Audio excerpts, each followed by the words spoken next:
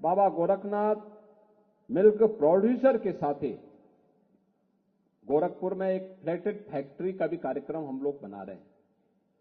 बहुत सारी महिला स्वयंसेवी समूह उसके साथ जुड़ सकती है, जहां पे कपड़ा सिलने का अभ्यास करना और फिर पर नग के हिसाब से उन्हें पैसा मिलेगा। प्रतिदिन वे भी अच्छा पैसा कमा सकती हैं, बशर्ते अच्छी ट्रेनिंग ले ले। ये गीडा में प्रारंभ होने जा रहा है और भी अन्य जगहों पर यह कार्य हर क्षेत्र में हो सकता है। थोड़ा प्रयास करना पड़ेगा और उस प्रयास के लिए आज जो कार्य प्रारंभ हुआ है, प्रधानमंत्री जी ने अभी देखिए बुंदेलखंड में ही झलकारी बाई महिला किसान प्रोड्यूसर कंपनी भी है, यानी इसमें 7,531 महिलाएं हैं और वे दलहन, मूंगफली और अन्य प्रकार की खेती के कलेक्शन और उस कार्यक्रम को आगे बढ़ा रहे हैं। इस समय प्रदेश के अंदर टेक होम राशन में एचआर प्लांट लगा करके 204 विकास खंडों में एचआर प्लांट लगा करके महिला स्वयंसेवी समूह के माध्यम से पोषाहार वितरण का कार्यक्रम भी हो रहा है। मैंने यहां गोरखपुर में देखा है अभी कि कितना अच्छा उनका पैकिंग है और क्वालिटी जो प्रोडक्ट है उसकी सप्लाई आंगनबाड़ी केंद्रों में भी कर रही है। अलग अलग क्षेत्र में आप कर सकती हैं, बशर्ते उसके लिए हम अपने आप को तैयार करें, उसकी ट्रेनिंग, उसका चयन, उसके लिए मार्केट उपलब्ध होना और फिर बिना किसी राग द्वेष के, बिना किसी राग द्वेष के आगे बढ़ करके उसके माध्यम से सफलता की नई कहानी लिखना। याद रखना, सफलता की सभी जय जयकार करेंगे और जो विफल हो जाता है उसको हर व्यक्ति दुत्कारता है। जन्म सफलता के लिए है, दुत्कारने के लिए नहीं। और उसकी सफलता के लिए निरंतर प्रयास करना, परिश्रम करना, सही दिशा में कोई अच्छा कार्य करना, उसकी सराहना करो। लेकिन कहीं पर अगर हम सफल नहीं हो पाए हैं, उसकी समीक्षा करना और समीक्षा करते हुए फिर उसको और अच्छी दिशा में कार्य करना। परिश्रम का कोई विकल्प नहीं हो सकता। और आपके सामने इसी प्रदेश में उदाहरण है सफलता की नई कहानी लिखने वालों की।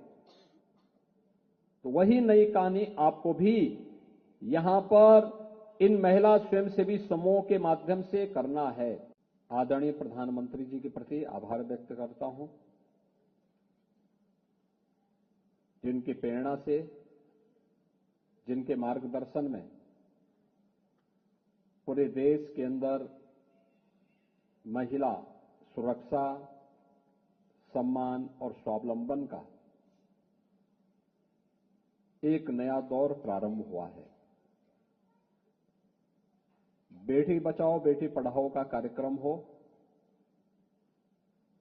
या फिर आज नारी वंदन अभिनंदन का कार्यक्रम, ये सभी महिला सशक्तिकरण के लिए पूरे देश के अंदर मोदी जी के नेतृत्व में चलाए जाने वाला अभियान है। पहली बार स्वतंत्र भारत में मातृशक्ति ने इस बात को अनुभव किया है कि योजनाएं उनके नाम पर भी आ सकती है और उनका लाभ सीधे उनको भी प्राप्त हो सकता है। चाहे वह स्वच्छ भारत मिशन के अंतर्गत हर घर में बनने वाला शौचालय हो, तो स्वच्छता का तो प्रतीक है ही, नारी गरिमा का प्रतीक भी है। हर घर को मिलने वाला रसोई गैस का सिलेंडर हो, यह भी नारी सम्मान का भी और नारी सशक्तिकरण का भी उनके समर्थ बनाने का भी एक अभियान है। 38 लाख पेशेंट आपने ओपीडी में देखे एक वर्ष में और 1.5 लाख आपने यहां पे आईपीडी में भर्ती की, उपचार के लिए भर्ती किए। 30,000 मेजर सर्जरी और यानी 75,000 माइनर सर्जरी यहां पर संपन्न हुई, 1 लाख से अधिक इस सर्जरी भी यहां पे संपन्न हुई। अच्छा है, लेकिन इसको बढ़ाने की चुनौती, इसको बढ़ाया जा सकता है। लोग आ रहे हैं विश्वास के साथ। याद करना, आपकी सबसे बड़ी पूंजी, एक डॉक्टर की सबसे बड़ी पूंजी एक विद्यार्थी के रूप में ये मेडल हो सकते हैं, उसकी डिग्री हो सकती है, उसके अंक हो सकते हैं, लेकिन एक सफल डॉक्टर की सबसे बड़ी पूंजी होती है उसकी संवेदना। एक ही संकल्प होता, सर्वे संतु निरामया, सबके निरोग होने की कल्पना के साथ वो काम करता है। और निरोगी होने की सबसे बड़ी दवा क्या है? आपका व्यवहार, आपके द्वारा उससे की जाने वाली बातचीत। डॉक्टर का व्यवहार ठीक है तो नर्सिंग और पैरामेडिक्स का भी व्यवहार अपने आप ठीक हो जाएगा।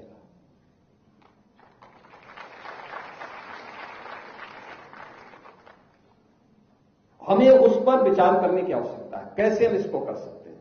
उस संवेदना को और आगे बढ़ाने की आवश्यकता है। और याद करना, बीमारी तो आती है, बीमारी जैसे गायब हुई तो पेशेंट भी धीरे धीरे करके भूल जाता है, बीमारी भी भूल जाता है, और भी क्या है। लेकिन व्यवहार, जैसा व्यवहार आप करेंगे वह व्यवहार ऐसा होता है कि वह बहुत लंबे समय तक उसके साथ चलता है। और उस व्यवहार के लिए एक चिकित्सक के रूप में उस संवेदना को अपने साथ बनाए रखने के लिए हमें विशेष प्रयास करने की आवश्यकता है। ये जितने भी आपने यहां पर बताए हैं, ये सचमुच एक टारगेट हमारे पास होना चाहिए। हमें तेजी के साथ आगे बढ़ने की आदत डालनी पड़ेगी। और यह जो प्रयास हो रहा है, यह काफी तेजी के साथ हमें आगे बढ़ा सकता है। यहां पे पेशेंट अटेंडेंट के लिए जो एक रेन बसेरा के लिए भी बात हुई, CSR से एक राशि हम लोगों ने यहां पे उपलब्ध करवाई है। लेकिन मेरा मानना है कि पैसा सरकार के स्तर पर भी और CSR से भी पैसे की कोई कमी नहीं। हमें उसको केवल उस प्रकार की कार्य योजना समयबद्ध तरीके से आगे बढ़ाने के लिए अपने आप को तैयार करना होगा। और मैं आपको इस बात पर आश्वस्त करूंगा कि आज की जो डबल इंजन की सरकार है, इस सरकार ने लीकेजेस को रोका है, भ्रष्टाचार पर प्रहार किया है, लेकिन जनता से जुड़े हुए मुद्दे पर और प्रदेश के संस्थानों को हम ऐसे सेंटर ऑफ एक्सीलेंस के रूप में स्थापित कर सके।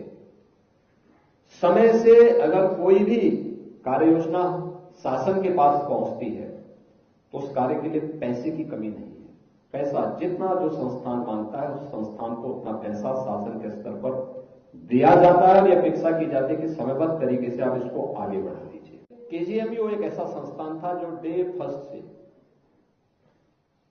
इस चुनौती से जूझने के लिए प्रधानमंत्री मोदी जी की मंशा के अनुरूप और सरकार की मंशा के अनुरूप पूरी तत्परता के साथ कार्य करते हुए परिणाम देने के लिए यहां आ रहा था, सामने आया था। और मैं उस समय कोई भी कई बार मुझे यहां के संस्थान और यहां के कोविड हॉस्पिटल का निरीक्षण करने, यहां की व्यवस्थाओं को देखने का अवसर उस समय मिला था। ये अवसर होते हैं जब हम लोग जन विश्वास को अर्जित कर सकते हैं, पब्लिक फेथ को प्राप्त कर सकते हैं। और वह एक अवसर होता है जब यह कार्य उस समय KGMU ने किया था।